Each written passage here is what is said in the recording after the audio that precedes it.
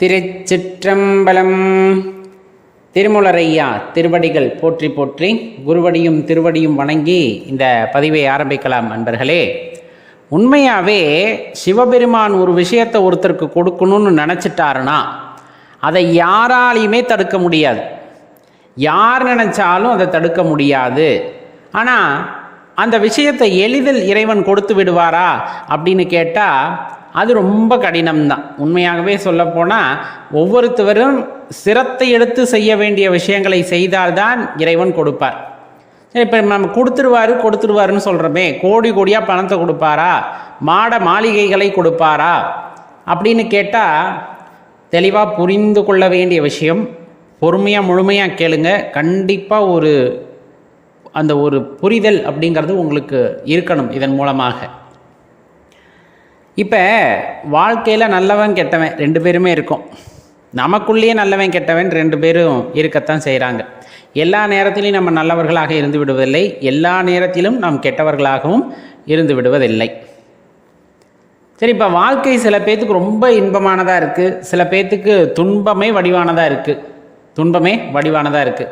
அதெல்லாம் யாருமே மறுக்க முடியாது. இறைவன் என்னை இப்படி சோதிக்கிறாரே, நம்ம என்ன வேணாலும் சொல்லலாம்.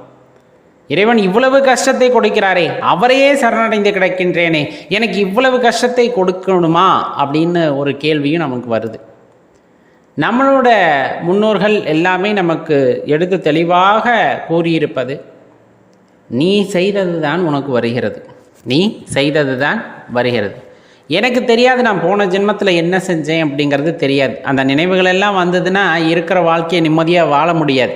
அதனால தான் இறைவன் ஒரு பிறவியில் இருக்கக்கூடிய அந்த நினைவுகளை எல்லாம் அழித்து விடுகிறார். அதனால் வருகின்ற அந்த கர்மாவை நாம் சுமந்து வருகிறோமே தவிர அந்த நினைவுகள் எல்லாம் நம் மனதிலோ அல்லது நமக்கு அந்த ஞாபகம் வராமல் போனதற்கான காரணம், இந்த பிறவியை நீ நிம்மதியாக வாழ முடியாது அப்படிங்கிறனால தான். அதை தெளிவாக புரிஞ்சுக்கணும். அதில் இறைவன் கருணாமூர்த்தி சொல்லப்போனால் அதையும் சேர்த்து கொடுத்துருந்தாருன்னு வச்சுக்கோங்க, இன்னும் பெரிய கவலையெல்லாம் வந்துடும். ஏன்னா இவ்வளவு செஞ்சிட்டோமே, இந்த வாழ்க்கையில் இந்த பிறப்பில் இன்னும் எவ்வளவெல்லாம் வரப்போதோ தெரியலையேங்கிற பயத்திலேயே பாதி வாழ்க்கை போயிடும். அதனால தான் அதெல்லாம் மறைச்சிட்டு நம்மளுக்கு ஒரு புதிய வாழ்க்கையை கொடுத்திருக்கிறார். அதில் கஷ்டம் இருக்கத்தான் செய்யும், துன்பம் இருக்கத்தான் செய்யும். சில பேர்த்துக்கு இன்பம் இருப்பதற்கான காரணம் அவர்கள் அப்படிப்பட்ட கர்மாவை சேர்த்து கொண்டிருந்திருக்கிறார்கள். இன்றைக்கி நம்ம சொல்கிறோம் இல்லையா, எச்ச கையில் காக்கா கூட ஓட்ட மாட்டான், ஆனால் அவன் ரொம்ப சந்தோஷமாக இருக்கான் அப்படின்ட்டு. அவன் செய்த புண்ணியம் அவனுக்கு மட்டுமே தெரியும். சென்ற ஜென்மாவிலே அவன் செய்த கர்மத்தின் பலனை இன்று அனுபவித்து கொண்டிருக்கின்றான். இன்னைக்கு அவர்கள் செய்யவில்லை என்றால், அவர்களிடம் கோடி கோடியாக இருக்கிறது, அவர்களால் செய்ய முடியவில்லை என்றால் அதற்கான வினையை மீண்டும் அனுபவிக்கத்தான் போக வேண்டும், வேறு வழி இல்லை. சரி, அப்போ இறைவனை எதற்காகத்தான் வழிபடணும்? சிவபெருமானை ஏப்பா வழிபடணும்? நான் மந்திரம் சொல்கிறேன், தினமும் பூஜிக்கிறேன், 2 நேரம் கோயிலுக்கு போகிறேன், சிவபெருமானே அப்படின்னு கதியாக கிடக்கிறேன். இப்படி இருந்து இறைவனுக்கு மனம் இறங்காதா? இப்படி இருந்தாலும் இறைவனுக்கு மனம் இறங்காதா அப்படிங்கிற அந்த கேள்வி நியாயமான கேள்வி தானே.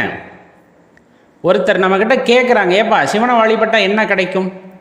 ஏப்பா சிவனை வழிபட்டால் பங்களா கிடைக்குமா, கார் கிடைக்குமா, காசு கிடைக்குமா? இதெல்லாம் எதுவும் கிடைக்காது. தெளிவாக தெரிஞ்சுக்குங்க, அதெல்லாம் எதுவும் கிடைக்காது. பெரும்பாலும் சிவனை பற்றி சொல்லும் போது கூட, அல்லது நம்ம யாரையாச்சும் பார்த்து சிவனே நிருடா அப்படின்னு சொல்லுவாங்க. அப்போ இந்த உலகப்பற்றுகளுக்கெல்லாம் அப்பாற்பட்டவர் இறைவன். அந்த நம்ம சொல்லக்கூடிய இன்பமும் கிடையாது, துன்பமும் கிடையாது, ஆணும் கிடையாது, பெண்ணும் கிடையாது. இந்த மாதிரி எந்த பாலினத்திலும் சேராதவர், எந்த உணர்ச்சிகளுக்கும் ஆட்படாதவர். அப்படிப்பட்ட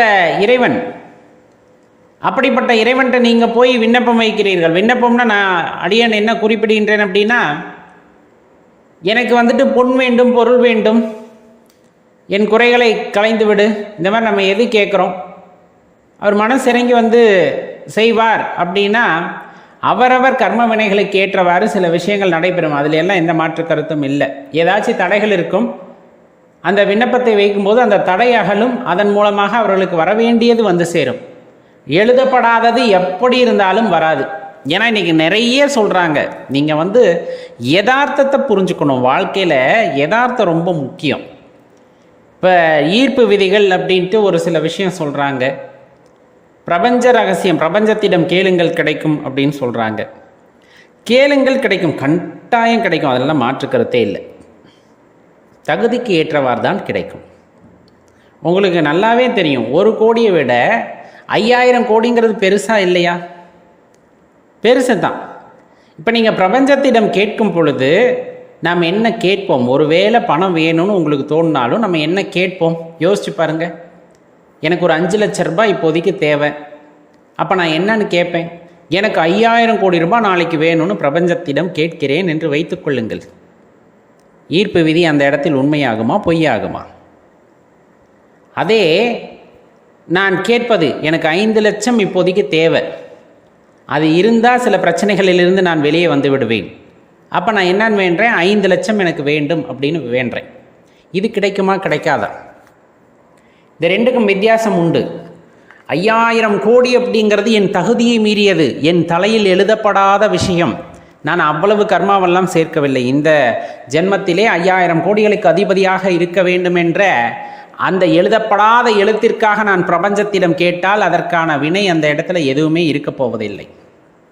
5 லட்சத்திற்கு தகுதி படைத்தவன் தான். ஆனால் சில விஷயங்கள் தடையாக இருக்கிறது அப்படிங்கும் போது நான் கேட்கிறேன், பிரபஞ்சத்திடமோ இறைவனிடமோ நான் கேட்கிறேன் அப்படிங்கும்போது அதற்கு தடையாக இருப்பவை எல்லாம் அகற்றப்படுகிறது, அது உங்களுக்கு வந்து சேருகிறது. இந்த 2 விஷயத்தை பற்றி நீங்கள் வேண்டும் போது உங்கள் மனநிலை எப்படி இருக்குங்கிறத யோசிச்சு பாருங்கள். 5000 கோடி வேண்டும்னு எவ்வளோ அழுத்தமாக இருந்து நம்ம வேண்டினாலும் அதில் ஒரு பிடிப்பு இருக்காது, மனமே நம்பாது, மனமே இதை ஏற்றுக்கொள்ளாது. ஆனால் 5 லட்சம் அப்படிங்கிறதுக்கு தகுதியானவர் நீங்கள் அப்படிங்கும்போது அதை மனம் இறுக பற்றும். கண்டிப்பாக அது நடக்கும் நடக்கும் நடக்கும்னு பற்றும். அப்போ இது கிடைக்கின்றது. ஒரு உதாரணத்துக்கு தான் நான் சொல்கிறேன். அப்போ இதெல்லாம் நம் வினைப்பயனின் காரணமாகத்தான் பொருளும் கூட நமக்கு சேருகிறது. அதை தெளிவாக தெரிஞ்சுக்கணும். அப்போ சிவபெருமானை வேண்டுனா என்ன தான் கிடைக்கும்? ஏன்னா அவர் பொண்ணும் கொடுக்க மாட்டாருன்றோம், பொருளும் கொடுக்க மாட்டாருன்றோம், தகுதிக்கு மீறி எதுவுமே கிடைக்காது. ஏன்னா எல்லாம் இந்த இடத்துல ஏற்கனவே எழுதப்பட்ட விதிகள். இந்த மனிதனுக்கு இதுதான் அப்படின்னு எழுதப்பட்டாச்சு. ஒரு குறிப்பிட்ட காலகட்டத்தில் இவனுக்கு அந்த தெளிவு கிடைக்க வேண்டும், ஞானம் கிடைக்க வேண்டும், இறைவனை பற்றிய புரிதல் கிடைக்க வேண்டும் அப்படிங்கிற விஷயம் மட்டும் அந்த இடத்துல இருக்கும். அந்த புரிதலை அவன் எப்படி ஏற்றுக்கொள்கிறான் அப்படிங்கிறது அவனை பொறுத்து தான், அதுவும் அவன் கர்மாவை பொறுத்து தான். எல்லாமே கர்மான்ட்டே போகிறோம்லாம் நினைக்காதீங்க. அது உண்மையா உணர்வு பூர்வமா உணர்பவர்களுக்கு தெரியும் ஆம் அப்படிங்கிறது. சரி என்னதான்ப்பா கொடுப்பார்? நல்லா தெரிஞ்சுக்குங்க. பற்றற்றவர், குணம் எந்த குணத்திற்கும் ஆட்படாதவர். என் குணத்தான் அப்படின்னு சொல்லுவாங்க. இருந்தாலும் ஒரு இடத்துல அதிகமாக பாசம், ஒரு இடத்துல அதிகமாக கோபம், இந்த மாதிரி எந்த இடத்திலும் பாரபட்சமெல்லாம் இருக்காது. நிலைத்தன்மையுடையவர். பிறப்பு கிடையாது, இறப்பு கிடையாது, எதுவும் கிடையாது, எல்லாத்திலிருந்தும் தனித்து நிற்கக்கூடியவர், எல்லா வினைகளிலிருந்தும் தனித்து நிற்கக்கூடியவர். உள்ளத்திலே அந்த உயிரிலே 2 கலந்து நின்றாலும் தனித்திருக்கக்கூடிய ஆற்றல் படைத்தவர் சிவபெருமான். சரி, இப்போ உதாரணமாக எடுத்துக்கோங்க. என்ன நடக்குதுங்கிறத கொஞ்சம் கூர்ந்து கவனியுங்களேன். மனிதன் பிறப்பெடுத்து விடுகின்றான். நம்ம ஒரு காலகட்டத்தில் பக்தி கொண்டு இறைவா இதை கொடு, இறைவா அதை கொடு, உனக்கு வினைப்பயன் இருக்கிறது அப்படின்னா அது நீ கேட்பதற்கு அந்த மனதிற்கான ஈர்ப்பு விசையின் காரணமாக இறைவன் அதை நல்குகிறார். அதை விட்டுருங்க, உங்களுக்கு அது தேவை, அது உங்களுக்கு கிடைக்க வேண்டியது இருக்கிறது, கொடுத்து விடுகின்றார். இதே எண்ணத்தோட நம்ம என்னைக்காச்சு பிறப்பற்ற நிலையை கேட்டிருக்கிறோமா அப்படின்னு கேட்டால் யாருமே கேட்கறது இல்லை. பொதுவாக பக்தி அப்படிங்கிறதுக்குள்ளே வர்றவங்க, ஞானம் அடைந்தவர்கள் மட்டுமே அந்த எல்லைக்கு செல்கிறார்கள். அப்போ சிவபெருமான் கொடுக்கறத யாராலும் தடுக்க முடியாதுன்னு சொன்னமே, எந்த விஷயத்தை சிவபெருமான் கொடுக்கணும்னு நினச்சா உடனே கொடுத்துருவார் அப்படின்னா தெளிவாக தெரிஞ்சுக்குங்க. நம்ம 2க்கும் இடைப்பட்ட நிலையிலே மனிதன் இருக்கின்றான். ஒன்று நல்லவன், இன்னொன்று கெட்டவன். இந்த 2க்கும் இடைப்பட்ட நிலையிலே இருக்கின்றான். இப்போ எடுத்துங்க, உதாரணமாக இறைவன் இருக்கின்றான் அப்படின்னு அப்படியே ஒரு அசராத நம்பிக்கை உடையவர் ஒரு பக்கம். அவர்கிட்ட நீங்கள் என்ன சொன்னாலும் ஏற்றுக்க மாட்டார், யார் பேசுகிறதையும் காதில் வச்சுக்க மாட்டாங்க, அப்படிப்பட்ட நபர் ஒரு பக்கம். இன்னொரு பக்கம் இறைவன் அப்படின்னு சொன்னாலே எரிஞ்சு விழுகிறவங்க ஒரு பக்கம். இறைவன்லாம் இல்லை, விற்று அதை பற்றி பேசாத, இல்லாத பொருளை பற்றி ஏன் இப்பொழுது பேச வேண்டும் அப்படிங்கிறவங்க ஒரு பக்கம். இந்த நடுவில் இருக்கிறாங்க இல்லையா, இவங்க இங்கிட்டும் போக முடியாது, அங்கிட்டும் போக முடியாது. உண்மையாலுமே இருக்கிறாரா? உண்மையாலுமே இறைவன் இருக்கிறாரா? நான் ஒரு நாளுமே பார்த்ததில்லையே, நான் ஒரு நாளுமே உணர்ந்ததில்லையே. நமக்குள் இறைவன் இருக்கிறார் என்று சொல்கிறார்களே, எப்படி இருப்பார் அப்படின்னு ஒரு குழப்பவாதியாக இருக்கிறார்கள் அல்லவா? இவர்களிடம்தான் பிரச்சனையே ஆரம்பிக்கும். இந்த இடத்த தான் நம்ம தெளிவாக புரிஞ்சுக்கணும். சிவபெருமான் கொடுக்க நினைத்தால் கண்டிப்பாக அதை தடுக்க யாராலும் முடியாதுங்கிறத இங்கே தான் புரிஞ்சுக்கணும். இப்போ அந்த குழப்ப நிலையில் இருக்கின்ற மனிதன் எந்த பக்கம் சாய்கிறான் என்பதை பொறுத்து அவன் வாழ்க்கையானது தீர்மானிக்கப்படும். உண்மையாலுமே இறைவன் இருக்கிறார் அப்படின்னு நம்பி உணர தொடங்க தொடங்க தொடங்க அவனுக்கு ஞானத்தை அளிக்கக்கூடிய வள்ளலாக சிவபெருமான் இருக்கின்றார். ஞானத்தை வழங்கக்கூடிய வள்ளலாக சிவபெருமான் இருக்கின்றார்.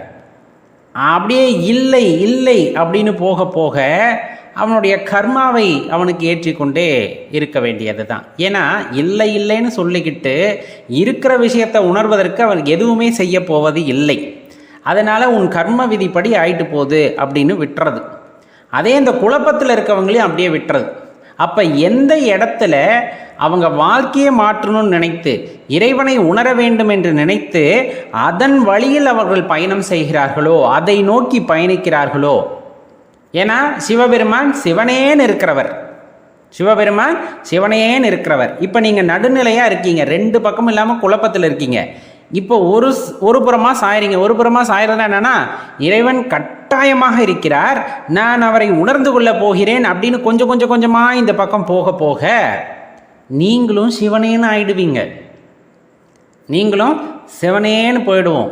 ஏன், என்ன விஷயம்? இந்த இடத்துல எந்த வினையும் மாற்ற மனம் வராது, எந்த வினையும் செய்வதற்கு மனம் வராது, எதன் மீதும் பற்று வராது.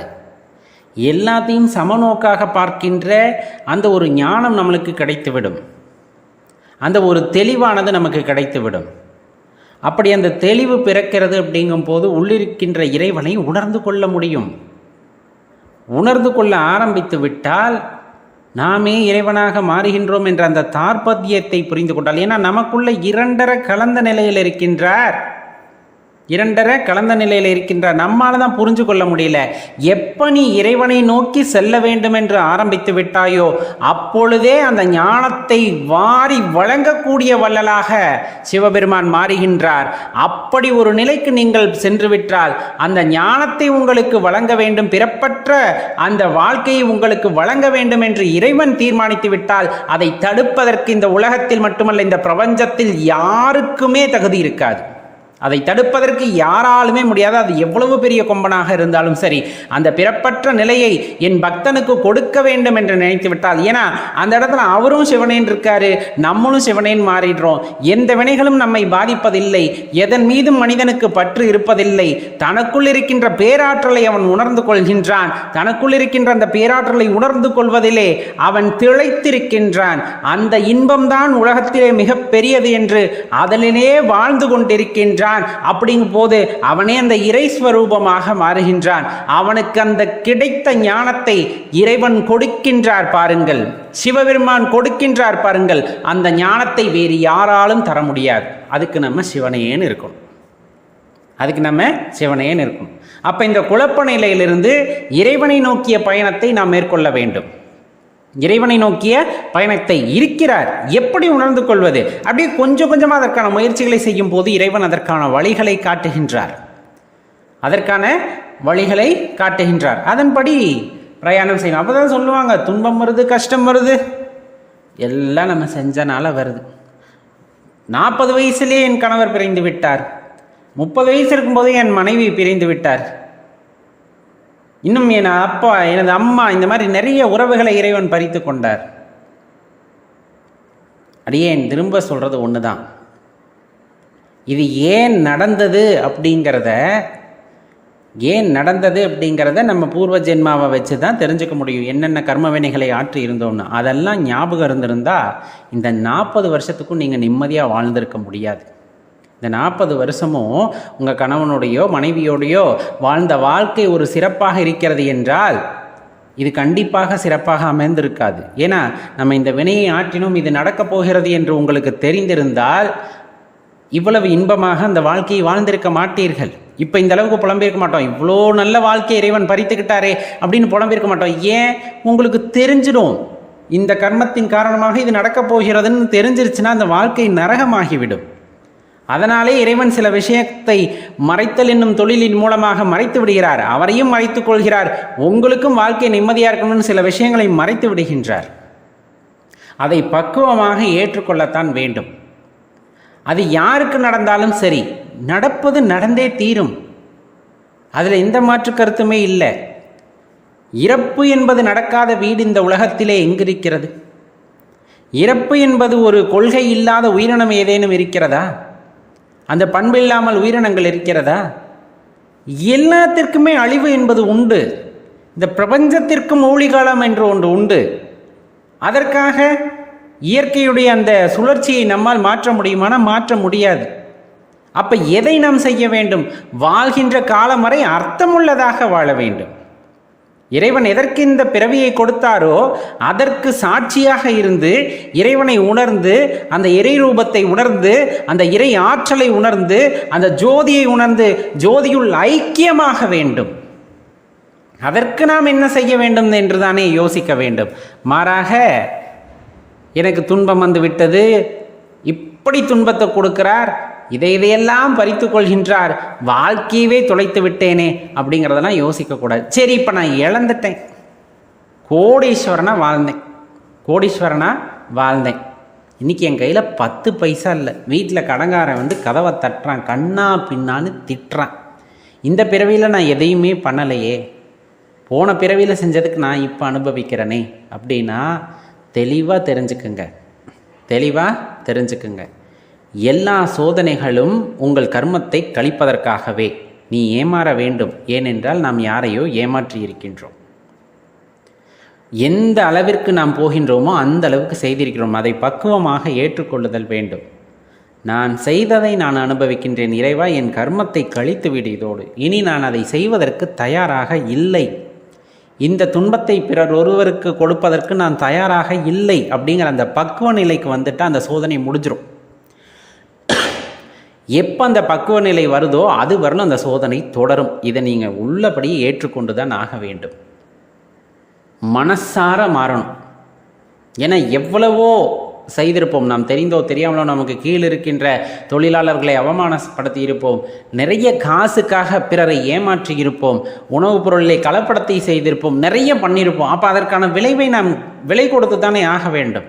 உண்மையாகவே நான் செய்தது தவறு, நான் இதை உளமாற இந்த கஷ்டத்தை ஏற்றுக்கொள்கின்றேன், என்ன நடத்தணும்னு நினைக்கிறியோ நீ நடத்திட்டு போனா, அது வரல அமைதியாக இருக்கேன்னு நினச்சிட்டா அந்த கஷ்டமானது படிப்படியாக குறையும். ஏன்னா உண்மையை உணர்ந்து விட்டால் இறைவன் அதற்கு மேலே சோதனை கொடுப்பதில்லை. ஏன்? அந்த உண்மை உனக்கு விளங்க வேண்டும் என்பதற்குத்தானே அந்த சோதனை. அடுத்தடுத்து வந்துக்கிட்டே இருக்கு ஐயா. அதிலிருந்து மனதை மடைமாற்றுங்கள். எந்த பக்கத்தில் மடைமாற்றுறது? ஆலயங்களுக்கு செல்லுங்கள். சம்பந்தமே இல்லாமல் அந்த கூட்டத்தை விட்டே வெளியே போயிடுங்க. நீங்கள் வாழ்ந்த அந்த சூழ்நிலையை விட்டே வெளியே போயிடுங்க. ஏதேனும் ஆலயத்திற்கு சென்று கொஞ்ச நாள் அங்கு தங்கியிருங்கள். தங்கி அங்கே இருக்க சூழ்நிலைகளை நீங்கள் கூர்ந்து கவனியுங்கள். இறைவன் ஏதோ ஒரு ரூபமாக வந்து உங்களிடம் பேசுவார். ஏதோ ஒரு ரூபத்திலே அந்த இறையாற்றல் உங்களை தொடர்பு கொள்ளும், பேசும். அதன் மூலமாக உங்களுக்கு என்ன உத்தரவு வருகிறது என்று கேட்டு தெளிந்து கொள்ளுங்கள். வாழ்க்கை ஒரு புதிய அத்தியாயத்தை படைக்கும். அந்த அத்தியாயத்திற்கு தலைவன் நீங்களாக இருப்பீர்கள். சாதாரணமாக வாழ்க்கையை எடுத்துக்கொள்ளாதீர்கள்.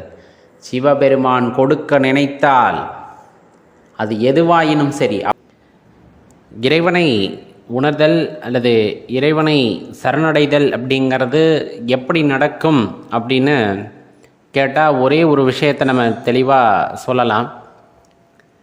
ஒன்று, நம்ம இப்போ ஆலயங்களை பராமரிக்கிறோம், உழவார பணிகளை செய்கிறோம் அப்படின்னா அது ஆரம்ப காலகட்டத்தில் ஒரு நிலையிலே மனிதனுக்கு இறைவனை பற்றிய புரிதல் உண்டாக வேண்டும் என்றதற்காக அந்த உழவார பணிகளுக்கு அவ்வளவு முக்கியத்துவம் கொடுக்கப்படுகிறது. உள்ளபடியே அப்படி ஆலயங்கள் எல்லாம் சரியாக புனரமைக்கப்பட்டு அது பராமரிக்கப்படுகின்ற பட்சத்திலே அங்கே இருக்கக்கூடிய ஆற்றல்களை நாம் உணர்ந்து கொள்ளும் பொழுது நம்மால் அந்த இறைநிலையை பற்றிய சிறிய விழிப்புணர்வை நம்மால் பெற முடியும். அதற்காகத்தான் அதை அழிந்து விடாமல் பாதுகாக்க வேண்டியது ஒவ்வொருவரின் கடமை அப்படிங்கிறத நம்ம தெரிஞ்சுக்கணும்.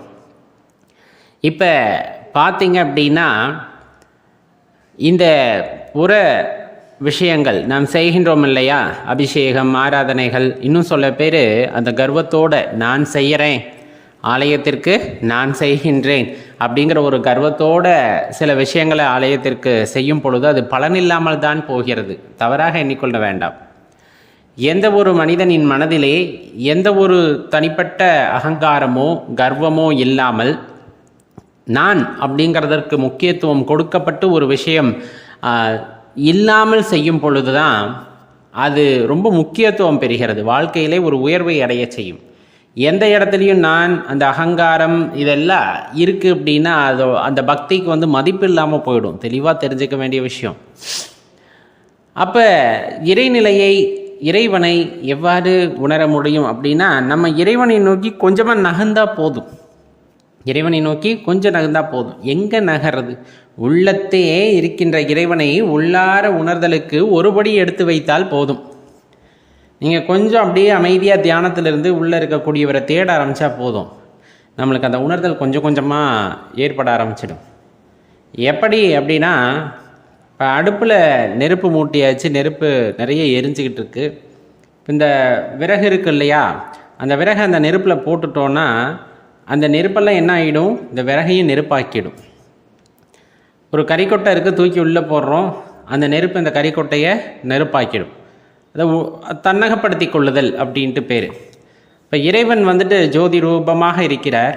நீங்கள் அப்படியே கொஞ்சம் கொஞ்சமாக நகர்வதற்கு முயற்சி செய்து, உணர்வதற்கு முயற்சி செய்து அவரை நெருங்கினால் அந்த வெப்பமாகப்பட்டது நம்மளையும் சூழ்ந்து கொள்ளும், நம்மளை தன்வசப்படுத்தி கொள்ளும். அப்போ நம்ம என்ன முயற்சி செய்யணும் அப்படின்னா, அவரை நோக்கி நகர முயற்சி செய்ய வேண்டும். மனதளவிலே அவரை நோக்கி நகர முயற்சி செய்ய வேண்டும். ஆலயங்கள் எழுப்ப வேண்டும், ஆலயங்களை பராமரிக்க வேண்டும், அந்த பூஜை புனஸ்காரங்கள் செய்ய வேண்டும். ஆரம்ப நிலைக்கு ஏற்றவை இவையெல்லாம். அப்பாற்பட்டு நான் உள்ளத்தளவிலே, அந்த உயிர் அளவிலே இறைவனை உணர்தல் வேண்டும், அவருடன் இரண்டர கலந்திருத்தல் வேண்டும் அப்படின்னு நினச்சோம்னா அதுக்கு ஒரே ஒரு வழி, உள்ளத்தின் வாயிலாக, அந்த மனதின் வாயிலாக நாம் இறைவனை உணர்வதற்கு முற்படுவதோடு மட்டுமல்லாமல் அவரை நெருங்க நாம் முயற்சி செய்ய வேண்டும். அவ்வாறு நெருங்கி சென்று விட்டால் அவர் நம்மை தன்வசப்படுத்தி கொள்வார். அதுதான் அந்த இடத்துல ரொம்ப தெளிவாக தெரிந்து கொள்ள வேண்டிய விஷயம். இப்போ சில நேரங்களில் இந்த கோபம் அப்படிங்கிற ஒரு விஷயம்தான் இறைத்தன்மையை அழித்துவிடும். அந்த அழிக்கிறதுக்கான முதல் காரணம் பார்த்திங்க அப்படின்னா, அந்த கோபத்தின் போது நாம் எடுக்கின்ற எந்த முடிவுகளுமே சரியாக இருப்பதில்லை. இன்னொன்று, பொறுமையை இழந்து விடுகின்றோம், நிதானத்தை இழந்து விடுகிறோம், இரக்கம் என்பது மனதில் இல்லாமல் போய்விடுகிறது, அன்பு என்பது சுத்தமாக மறந்தே போய்விடுகிறது. அப்படிப்பட்ட சூழ்நிலையிலே மனதில் இறைவன் வாசம் செய்வது இல்லை. அப்போ கோபம் கொண்ட இடத்துல இறை சக்தியை நம்மால் அவ்வளவா உணர்ந்து கொள்ள முடியாது. இயற்கையாகவே நீங்களே யோசிங்க, ரொம்ப பாசமாக உங்கள் குழந்தைகளோட விளையாடிக்கிட்டு இருக்கீங்க அப்படிங்கும்போது அந்த இடத்துல நீங்கள் அப்படியே மனசு லேசாக இருக்கும், அந்த நேரங்கள் கழிவதே தெரியாது. கடை என்னடா 2 மணி நேரம் விளையாண்டுருக்கோமா குழந்தைகளோட அப்படின்னு நினைக்கிறது பார்த்திங்கன்னா 2 நிமிஷம் மாதிரி ஓடி இருக்கும். இந்த கோபம் அப்படிங்கிற ஒரு விஷயம், ஒரு 5 நிமிஷம் நீங்கள் கோபப்பட்டதீங்கன்னு வச்சுக்கோங்க, அது என்னமோ பெரிய யுகம் மாதிரி தெரிஞ்சிருக்கும், அது போகவே போகாது. ஏன்னா அவ்வளவு வக்கரம், அவ்வளவு கோபம் மனதில் இருக்கும் போது நம்மிடம் அந்த இறைநிலையை பற்றி யோசிக்கவே முடியாது, அப்படியே போடும். அதனால தான் இந்த கோபம் அப்படிங்கிற ஒரு விஷயத்தை தவிர்த்து கொள்ளுதல் நலம் அப்படிம்பாங்க. அவ்வளவு சீக்கிரம் தவிர்த்து கொள்ள முடியுமா? எப்படி தவிர்த்து கொள்ள முடியும்? கோபம் அப்படிங்கிற ஒரு விஷயம் உங்களுக்குள்ளே வந்துருச்சுன்னா தயவு செஞ்சு என்ன செய்யணும்னா அமைதியாக இருந்துடணும். மௌனம் ஒன்றே அதற்கு பெரிய தீர்வு அப்படிங்கிறத தெரிஞ்சுக்கிட்டிங்கன்னா அந்த கோபத்திலேருந்து படிப்படியாக நம்ம வெளியே வந்துட முடியும். ஒரே ஒரு உண்மைங்க, இறைவனோட ஆசைப்படி, இறைவனுடைய இச்சைப்படி தான், அவரோட என்ன நினைக்கிறாரோ அதுதான் இங்கே நடக்கும். மாறா நம்ம சில விஷயங்களை கற்பனை செய்து கொண்டு இதை மாற்றி விடுவேன், அதை மாற்றி விடுவேன் அப்படிங்கிறது எல்லாமே ஒரு நம்மளை சமாதானப்படுத்தி கொள்வதற்காக இருக்கலாம். அதாவது முயற்சி செய்தல், இந்த மாதிரி விஷயங்கள் எல்லாம் சரி. இப்போ நம்மளால் எல்லாமே முடியும் அப்படிங்கும்போது உலகம், இந்த பூமியானது ஒரு திசையிலே சுழலுகிறதல்லவா, அதை மாற்றி சுத்த வைக்க முடியுமா? முடியாது. அது இயற்கை, அது இறைவனுடைய இச்சை. அதே போல் தான் நம்ம வாழ்க்கையுமே. நமக்கென்று ஒரு கர்மா இருக்கிறது என்றால் அந்த கர்மத்தின்படி நம் வாழ்க்கையானது கண்டிப்பாக நகரும். அதில் எந்த மாற்று கருத்துமே இல்லை.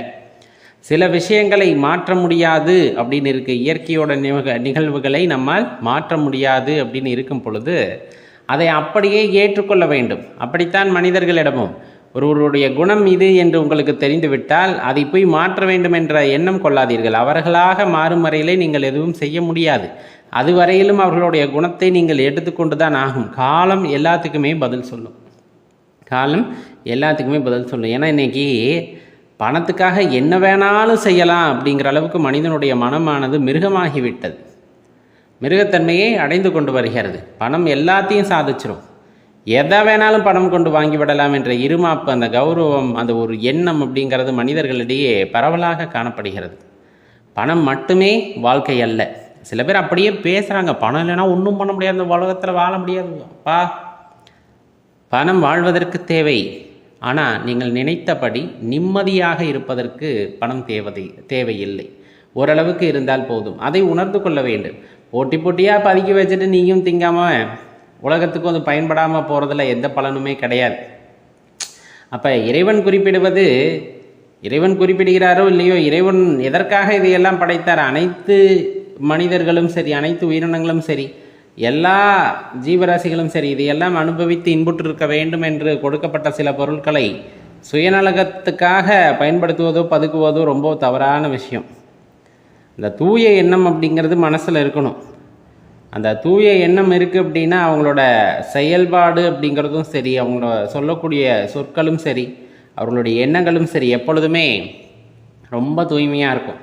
அவர்களிடம் அன்பை மட்டும்தான் நீங்கள் பார்க்க முடியுமே தவிர வேறு எதையும் பார்க்க முடியாது. அப்படி அன்பு வடிவமாக இருப்பவர்களிடம் இறைத்தன்மை அப்படிங்கிறது அதிகமாக இருக்கும். அந்த இறைத்தன்மை உங்களிடம் இருக்கிறதா என்று பரிசோதித்து பாருங்கள். அப்படி இருக்கின்ற பட்சத்தில் அதை இன்னும் மெருகேற்றி கொள்வதற்கு முயற்சி செய்யுங்கள் நண்பர்களே.